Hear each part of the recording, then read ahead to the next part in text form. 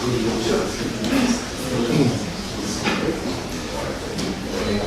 morning, colleagues. I'm going to talk to you about what is an approach to management of clavicle fractures. I'm sure most of you are wondering why this guy is going to talk to you about clavicle fractures, because you are sure that clavicle fractures, well, nothing to discuss. We know that clavicle fractures, they don't need anesthesia. This is usual treatment for clavicle fractures. So why would we need anesthesia? But if we check, there has been an increase in surgery. It's a real increase in, increase on the rate of surgical treatment. It's even much we could expect with an increase in incidence of clavicle fractures. The reason are new techniques, especially for distal fracture, and some meta-analysis show, it seems, they have better results. So maybe we can consider this a relatively new surgery and a relatively new anesthesia. It makes that this talk will have some problems, but I think you will like this. The problem is we have poor knowledge of clavicular innervation. There's just only few scientific articles or individuals. The biggest series are 7 patients. So the problem is we have no scientific evidence about that. But we can discuss, there are several options we can use, and some are really interesting. You can see consensus acceleration.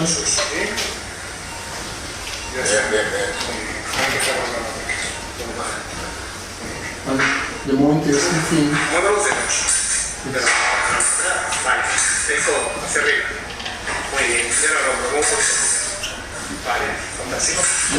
you can anesthetize the clavicle without blocking ductal plexus, so we'll consider this later. I'm going to talk about clavicular fractures, find the innervation and which strategies we can use. Clavicular fractures, they are 3% for clavicle, 30% of the shoulder, and the most important is that most of them are mid-shaft, close 30%, 20% distal, and they are very, very straight at proximal one. This is important because the innervation of clavicle will change along all the clavicle, so you need different strategies for different fractures. So I'm sorry, but you have different techniques, different approach, different osteosynthesis, so I'm sorry. We have to speak with the surgeon, in that case, asking what he's going to do to plan and correct the strategy. About anatomy, the problem. We have poor knowledge about this innervation. We have to consider the hematoma, cutaneous, and osteotomal innervation. Okay, this is the easiest one. Cutaneous innervation, it comes with the superficial cervical plexus, mainly supraclavicular nerve. This is a nerve that emerges below the herpes point, goes caudal, and it is divided in 3 main branches. What innervates? Innervates all this area just above the clavicle. But this only cutaneous innervation, there are some data that show that maybe we'll take a paper in clavicular bone innervation, as there are anatomical studies that show interaction between this entry through body canals and fibrous band in the clavicles in 5% of patients, or even there are some clinical data, but only for one patient, that it gives good clavicular analgesia or pain control, the block of the superficial cervical plexus block. But the most important, you have to keep in mind that superficial cervical plexus, it's necessary to block it to obtain an adequate anesthesia and analgesia, always, at minimum for the skin of the clavicle. But what do we know about osteotomal innervation? In osteotomal innervation, our knowledge is much poor. We have to take a look to these 3 sources of knowledge: text, anatomic dissection of shoulder innervation, and histological works focus on bone innervation. This will be maybe the most important. about classic texts we cannot use because they are really confusing and sometimes contradictory. If we go to anatomical dissection, shoulder elevation, there are only four good articles. This one from Asman and this one from Ekman. This is quite recent, last year in UltraDissection pain medicine. This is in 1996. This will be maybe the best one. They show you us that they study just shoulder innervation, not clavicular innervation, so they give us information about distal clavicle. They say that distal clavicle, the two main nerves are suprascapular nerve and lateral pectoral nerves. Both articular branches of these nerves innervate the distal posterior clavicle and corboclavicular and clavicular joint and lateral pectoral nerves, the anterior part of this. So they give us the information of real distal clavicle, just only distal clavicle. But what about the rest of the clavicle? We don't know nothing about that. So there is an important concept I want to translate you. It's if we focus in histological works that study the bone innervation, these studies tell us that main bone innervation depends mostly of periosteum, and the small nerves go into the periosteum through the muscle. So the muscles gives innervation to the periosteum, and this bridge innervation is especially at the insertion and origin of the muscle and tendons. So this indicates us that all the muscles attached to the clavicle in some way will contribute to the innervation of the through the nerves that innervate these joints. So if we check this cocktail, cervical plexus, anatomical dissection, and histological work, we can propose, just a propose, it's not true, an innervation map of the clavicle. As you can see there, too many nerves implicated, that makes that it's quite impossible to make a selective block. What you need to do, the option is a metric block C4, superficial cervical plexus, C5 and C6. Yeah, but I will show you there another ways to analgesia or anesthesia in the clavicle. About these states, I'll make a comparison between total knee arthroplasty techniques and clavicular fracture techniques we can apply. In total knee arthroplasty, as you know, the techniques have moved from central to more peripheral blocks. I will do something similar than this. So we can equate the relaxer block. I think to block bilateral C4, it's not really a good idea. Please don't do that. Okay? We can maybe equate roots, lumbar plexus with roots interscalene block. Pros of interscalene block, it's an analgesic technique, also anesthetic.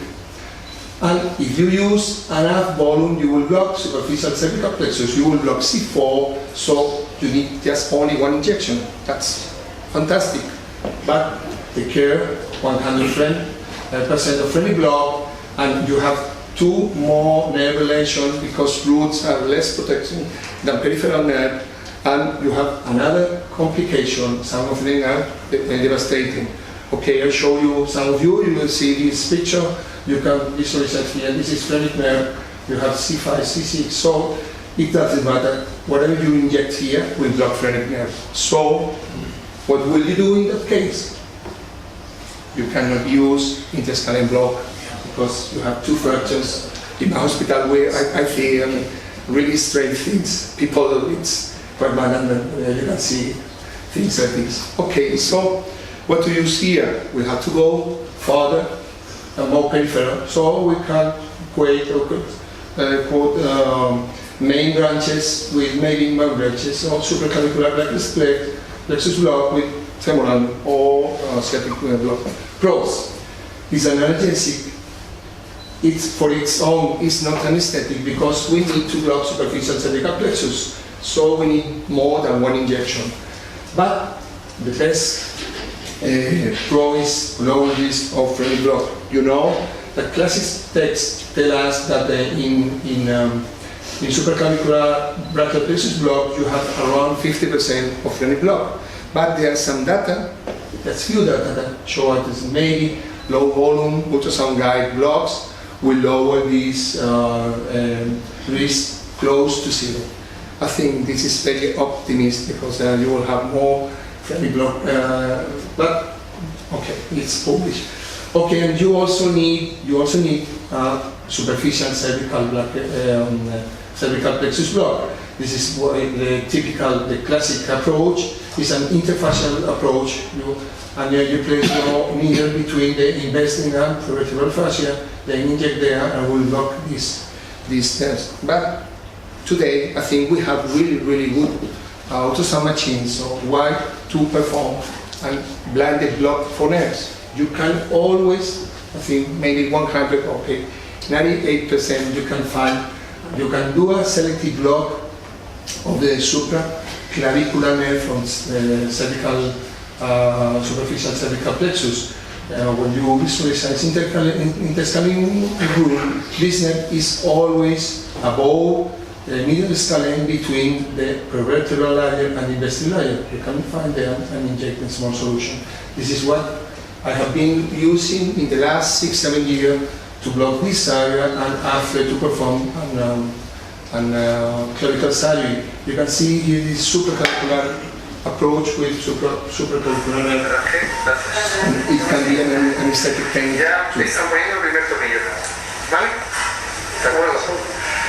Okay, with nothing in the mouth.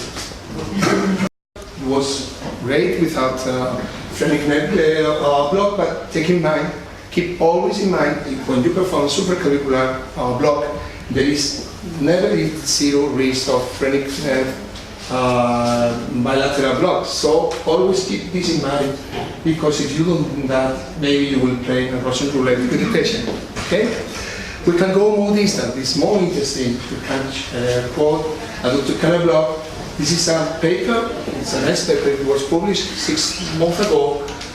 They make a PEX1, so it's not a PEX2. It's it's a modified PEX2. This is from Spanish people, Shoemaker and Xavi Salablan. You will know him well. He is a really great one. They published just 7 patients. It's the biggest series of this patient. They perform a PEX2 modified as analgesic. The general anesthesia, and they have a good postoperative pain control and minimum of opiates. What they did, it's from medial to lateral. The objective is to block lateral pectoral nerves and medial pectoral nerve, but they failed to give administration while it works, but it seems the pain was under control. And maybe more interesting will be, we can compare local infiltration analgesia. This is a fascia block, clavipectoral fascia plane block I have been working in. Clavipectoral fascia is this strong sheet, is attached to the clavicle, is connected with coracoclavicular ligament, is connected with the roof of the axilla, and enclosed pectoralis minor muscle. There is an anatomical dissection showing this fascia. So this fascia enclosed pectoral manus, go to the enclosed also subclavius muscle, go all around the clavicle and is connected to superficial pectoral fascia and also to cervical fascia. So if you can see here, the surgeon open this fascia, open the fascia, open the periosteum, go to the clavicle, make the osteosynthesis, and after close the fascia. So if our muscles they are all attached to this fascia, and the histological works tell us that all nerves go through through the muscles and so go to the clavicle. So the idea was, why do not inject below the fascia, and all these nerves will be anesthetized. So first thing, look for a healthy volunteer. We catch a healthy volunteer, absolutely catch. We give a supraclavicular nerve block to anesthetize the skin, mark it with aluminium. After that, we perform in the right line just only mid injection, as if a distal clavicle fracture was, and in the left one medial, one distal, as a mid shaft, the most common clavicle fractures, just with lidocaine and gadolinium. After that, this is, you can see here, this is a video how you perform this. So it's a pixel, I don't know why. Okay, you will see start injection, touching the bone, When you inject 2 milliliters, you will see 2 lines, then redirect the needle. This is periosteum, this is the fascia, CPV fascia, and then you inject. You have to look that you have an adequate cephalad and caudal injection.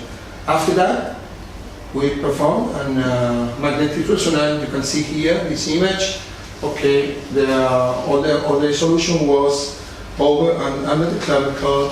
In this reconstruction is interesting that there is a connection between CPV and cervical fascia and superficial pectoral fascia. In sagittal view, you can see this spread to cervical fascia, superficial cervical fascia. How the anesthetic solution is quite round around the clavicle, and something interesting. This is subclavian artery, brachial plexus, and all brachial plexus is absolutely free of anesthetic solution. This is a more distant view. All the local anesthetic is quite surrounding. This is subclavian muscle. You can see here there's a bit of local anesthetic, how it's surrounding all around the clavicle. And a volunteer has no phrenic nerve block and no brachial plexus block. This is the volunteer. It's Dr. Caballero, Dr. Ibarra. They were very happy after they gave me several injections to one of the department managers. They were absolutely happy. Okay, after we came with Mario here, and we'll perform anatomic caloric injections. Injects one proximal red, one distal red, and the other side, one medial blue ink. Okay, you can see now we are going to open the clavicular fascia. The spread gets into the clavicle. Sorry, I have no good video, but inside the subclavian muscle, and a really great spread cephalad under the cervical investigator cervical fascia, and under the pectoral, superficial pectoral fascia. Okay. So, on clinical data cases, I have performed just 15. It's quite difficult to find clavicle fractures, but I have performed 15. 4 of them distal, all the other medial. Of medial, one was anesthetic anesthesia of two sedation with sedation. The other one was analgesic with a laryngeal mass and spontaneous, almost all. Okay. Of this one was a plate removal. This one is the video I have shown you. It was really good pain control, no movement requirements. The other one, this one was a plate removal. The technique was quite difficult to perform. And this patient, when the surgeon start moving the proximal plate, I need to inject 2 times propofol bolus of 60 milligrams, 50 milligrams. I hate to do this kind of anesthesia, but this patient has, after the surgery, has no pain. I think when you have a scar, the distribution will be much difficult. Okay, this was the removal. I use fentanyl, between no fentanyl or 75 micrograms to 250. In that case, the problem was the iliac crest graft, and the surgeon performed an iliac crest infiltration that it doesn't work, so we need to administer more fentanyl intraoperatively at low doses. The block type was CPV, plus supraclavicular nerve block, and in some cases, as these are marked, we need another block. It was an QLB2, QLB2 for iliac crest graft or local infiltration by the surgeon. Okay, we use numerical rate scale and the postoperative period, and the highest punctuation was this one boy of 15 years old, and he says he has a pain of 6. But just only with Dipion 2 grams comes to 0, and he needs no opioids in the 24 hours, no pain. The other one was, this patient was iliac crest infiltration. He said he has a pain just of 2, but we need 7 milligrams of morphine to alleviate iliac crest pain. The pain of the clavicle was 0, and this 3 was only in iliac crest level. You see, pain was really good control in 24 hours, and just only 2 patients needs Tramadol 100 milligrams, just only 1 administration. On the distal clavicle fractures, we can consider this one medial and distal. The treatment was similar to mid-shaft, so the technique was exactly the same. 12V supraclavicular nerve block and CPV block, and pain was fantastic with no ocular equipment. The other three, one was played with a coracoid anchor system. The other one was a hook plate under the acromion, and the other one was a coracoid system close to Kirchner acromion canicula. In these cases, it was we make in this attached to the coracoid innervation of coracoid is mainly by the articular branch of lateral pectoral nerve, so we make some preoperative and CPV, supraclavicular nerve, and variant it's quite similar but upper than the PEX1 with a small volume. The control was really fine and no more field equipment. The last one was this one with the hook plate. This patient at the PECU, he said he has pain, but the pain was located supraclavicular, not in the clavicle. So from an interior suprascapular nerve block, pain was zero, and this pain was under control, just only as for morphine, 10 milligrams from one time. Okay, I will see you. These are videos. This is the man with pain in the la clavícula, la cadera tampoco, se lo poco más. Vale, muy bien. Vamos a ver. Ahora, mueve la mano, ahora cierro los dedos. Perfecto. Flexiona la muñeca, estira y el codo. Vale. Sube el codo, fenomenal. Pero mueve un poquito la presión, un poco sube. Vale, fantástico. Okay. This woman was a distal fracture. This was a coracoid anchor system. So when I perform CPV and the surgeon touched the clavicle, the patient he doesn't refer pain, but when the orthopedic surgeon touched the coracoid, the patient refers pain. So I perform this PEX1 modified around here, touching to block the articular branch. Estire, sí, haga así, así, así, así, eso es. Ahora con la muñeca. Vale, estire el codo. Estire, subo para arriba. Vale, y ahora con despacito el hombro un poco. Vale, para abajo, para arriba, ya está, muy bien. ¿Le duele? Nada de nada. Muy bien, perfecto. This patient, 3 hours after the surgery, he went out and she was an alcoholist, but okay, but it was under control until time she left the hospital. This is the last I show you here. This is okay. Most patients they don't want to be awake, so I offer the option that they always say, no, you could miss sleep and you can do whatever you want. But he was all right. So you can, I think you can obtain in most of mid-shaft clavicle fracture. You can obtain a good anesthesia, anesthesia sure anesthesia. Okay, yes, to get at home. We don't know exactly clear knowledge about clavicular innervation. It seems too complex, so it seems that single nerve block will not be enough for anesthesia. We can use several approaches.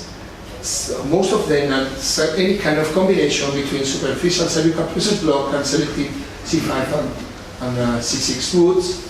And I think earlier some clinical data I show you about the efficacy of a new facet block, CPV block. That's an analgesic and anesthetic technique, but we need much more further study to evaluate the advantage of this new approach. And just to finish, I always want to show you a photo of my hospital, but it's not from my hospital, it's from my hospital that you will like. Okay. Thanks so much. Fantastic view.